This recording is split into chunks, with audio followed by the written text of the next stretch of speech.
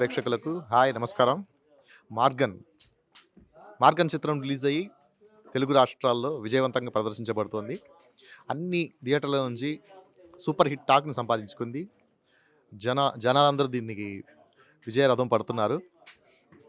దీన్ని ఇంత పెద్ద హిట్ చేసినందుకు థ్యాంక్ యూ వెరీ మచ్. అందరికీ థ్యాంక్ యూ. సార్ ఇప్పుడు థియేటర్‌లో ఒక్కసారి అలా కూర్చుంటే సినిమా అయినంత వరకు అస్సలు అంటే నెక్స్ట్ ఏం జరుగుద్ది? నెక్స్ట్ ఏం జరుగుద్దని. మీరు డైలాగ్స్ ఇచ్చినప్పుడు గూడా ఎలా ఉండేది? ఈ సినిమా ముందు నుంచే మాకు దీని మీద బాగా నమ్మకాలున్నాయి. ఎక్స్‌పెక్టేషన్స్ ఉన్నాయి.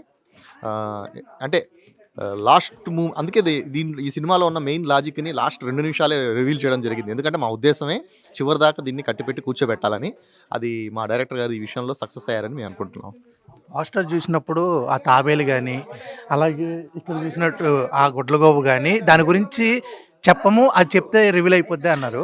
నిజంగానే ఒకవేళ అలా ఉంటదా సార్? అంటే నిజంగానే స్విమ్మింగ్ చేస్తూ ఉంటదా అది?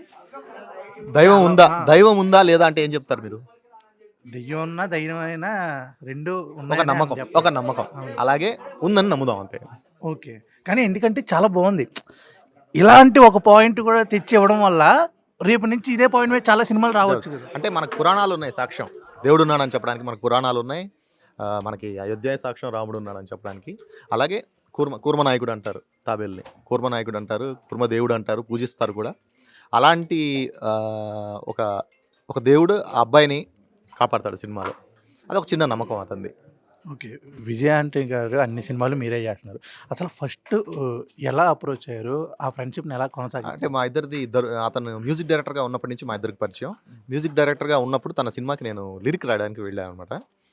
వెళ్ళినప్పుడు అక్కడ మా ఇద్దరికి పరిచయం అయింది. తర్వాత నేను హీరో అవుతున్నాను. నాకు ఇలాగ సపోర్ట్ చేయాలంటే తప్పకుండా అన్నాను. అలా మా ఇద్దరి ప్రయాణం అక్కడి నుంచి స్టార్ట్ అయింది. 'దరువు' సినిమా దగ్గర నుంచి మా ఇద్దరి ప్రయాణం ఇక్కడ దాకా నడుస్తుంది. దాదాపు 15 సంవత్సరాలు అయి ఉంటది. ఓకే. విజయ్ ఆంటనీ గారికి డైరెక్షన్ చేసిన తర్వాత మీకు ఏ సినిమా బాగా ఇష్టం? మీరిచ్చిన కాంప్లిమెంట్ ఏంటి? నాకు బెస్ట్ సినిమా అంటే 'బిచ్చగాడు'. 'బిచ్చగాడు' సినిమా నాకు బాగా ఇష్టం. 'బిచ్చగాడు' సినిమా నేను అతను ఫస్ట్ నాకు చూపించినప్పుడే అసలు ఇది రజనీకాంత్ లెవెల్ సినిమా సార్ ఇది. ఈ సినిమా చేశాక మీరు రజనీకాంత్ లెవెల్‌కి వెళ్తారని నేను అన్నాను. దేవుడి దయ వల్ల అది రజనీకాంత్ గారి లెవెల్‌కి ఇంకా వెళ్లారో లేదో తెలీదు గానీ వెళ్తారు. తప్పకుండా వెళ్ళాలని ఆశిస్తున్నాను. ఇప్పుడు అదే 'బిచ్చగాడు' కాన్సెప్ట్‌తోనే 'కుబేరా' అనేది రావడం జరిగింది. దాంట్లో ధనుష్ గారు ఇరగ్గొట్టేశారు. చూజ్ చేయండి అంటే ఏది చూజ్ చేయాలి? అంటే 2 సెపరేట్ జోనరు. కానీ 'బిచ్చగాడు 1' నేను ఫస్ట్ 'బిచ్చగాడు 1'కే ఇస్తాను. 'బిచ్చగాడు 1' అద్భుతమైన సినిమా. దాంట్లో అన్ని ఎమోషన్స్ ఉన్నాయి. దాంట్లో ఎటువంటి కామెంట్స్ లేవు ఆ సినిమాలో. ఆహ్, దాంట్లో డ్రాబ్యాక్స్ ఏమి లేవు. కాబట్టి నేను ఫస్ట్ 'బిచ్చగాడు 1' ఎందుకంటే మేము చేసాం కాబట్టి మా సినిమానే మేము చెప్పుకోవాలి. ఫస్ట్ మా సినిమానే బాగుంది. 'బిచ్చగాడు 1' సూపర్. ఓకే. నెక్స్ట్ అంటే 'బిచ్చగాడు 3' గూడా వస్తుందని జెప్పి సార్ జెప్పారు. మీకేమైనా ఐడియా ఏమన్నా చెప్పారా పాయింట్ గాని? అప్పుడే రివీల్ చేయరు. ఇంకా ఏం లేదు నడుస్తుంది. వండుతున్నారు దాన్ని. పూర్తయ్యాక చెప్తాం. ఇక చెప్తే ఇంకా ఏ ప్రాజెక్ట్స్‌తో రాబోతున్నారు సార్? విజయ్ ఆంటనీ గారిది కాదు బయట. బయట నేను చెప్తాను. 2, 3 సినిమాలు జరుగుతున్నాయి.